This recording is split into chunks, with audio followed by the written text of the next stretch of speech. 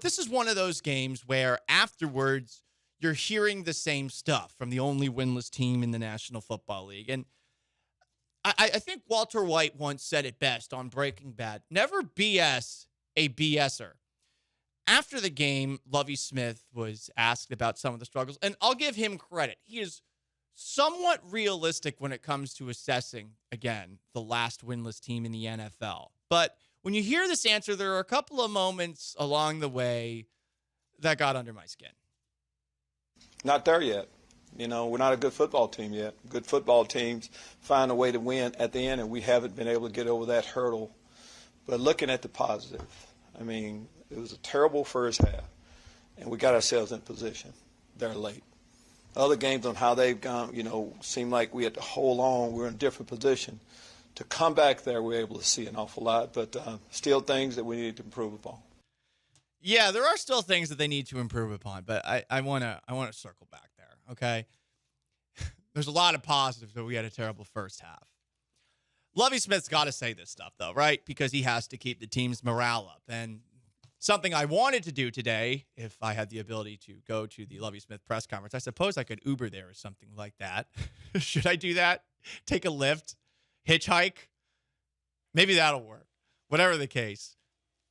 There is a question that I have for him. Like, how do you keep this thing going just because they know they're screwing up? I mean, they've made a ton of mistakes. Or maybe they don't. Here's safety Jonathan Owens, who is very insistent upon the idea that the Houston Texans are very close. We really close though, man. It's, you know, this is probably the most we've been. A team has been up on us, you know what I mean. But we close. We fought hard, and you know, we got to look at the good things, the positives that we did do in the second half. But I love the way we fought. We just got to finish. I heard that sentiment from a couple of different people. I love the way we fought. We didn't give up. We're close. If we play the way that we played in the third quarter, I think it was Damian Pierce who said it, we can beat anybody. We can hang with anybody. No. And look, maybe they need to tell themselves these things, but I'm just going to list all the mistakes that they made. Any team in the NFL can have a stretch where they look like a competent team. Don't tell me, though, that you're so close when this is how things played out. Texans' first drive of the game. After calling a timeout with 9 seconds left on the play clock, on the third play of the game, we're not even 1 minute fully into the game. Davis Mills throws an interception the very next play. LA's next drive. You got an offsides from Jonathan Greenard on a 3rd and 8.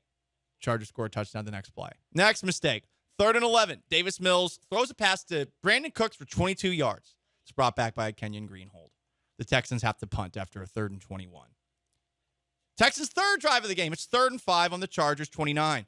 Laramie Tunsil's called for a false start. Mistake 1, it's 3rd and 10. They don't convert the 3rd and 10. Then they miss a 46-yard field goal. 4th drive of the game. It's 3rd and 5. Nico Collins is wide open. Davis Mills sails a pass to him. Chargers score 3 plays after the punt. It's 21-0. 6th drive of the game. We're getting close to halftime. The Texans are close to midfield. It's 4th and 1. For some reason, Rex Burkhead is on the field instead of Damian Pierce. Davis Mills fakes a play, fakes the handoff to Rex Burkhead, rolls out to his right, and they forget to block Khalil Mack. I don't know. Maybe you should block the best defender on the team. 7th drive of the game. The Texans get a holding, a delay of game penalty. It's 2nd and 25. And then the 10th drive of the game, after recovering that fumble on the kickoff, where now all of a sudden if the Texans score a touchdown, they can take the lead. Kenyon Green whips on a block. Davis Mills gets sacked. He fumbles. It's 3rd and 16. They're not close. Don't tell me you're close. I think if you're a fan of this team and you're suffering through it and you're still watching and they're telling you that they're close when they're making that many mistakes, like they're full of it. So there's not something to get mad about. It's more something to think about the next time that they're up at the podium and perhaps have a different strategy. I don't want to hear that they're close, but how about let's tap me as the Texans minister of propaganda, okay? Maybe a little ambience in the background.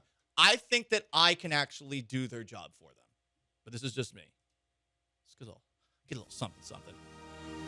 Don't hate me. This is actually a banger of a national anthem. You might ask me a question. Sean Mapes, ask me a question. I'm any Houston Texan at the podium right now. The minister of propaganda. What do you think of how Davis Mills has looked this year? Dameon Pierce. Ask me another question.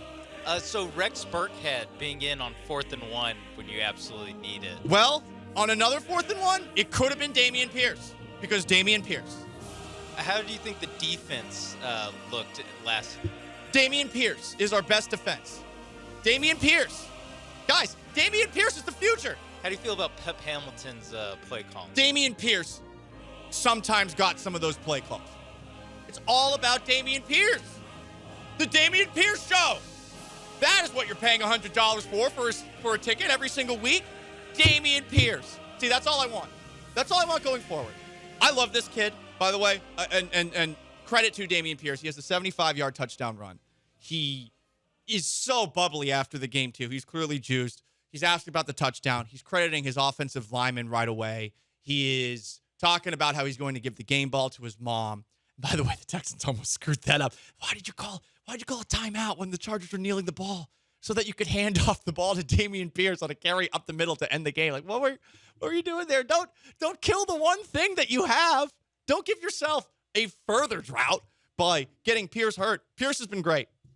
That was an awesome performance by him yesterday. Sadly, that's all you got. So that's all I'm asking. Look, if you feel like you're close, you have to make, less than 12, 13 mistakes over the course of a game that are pretty bad ones.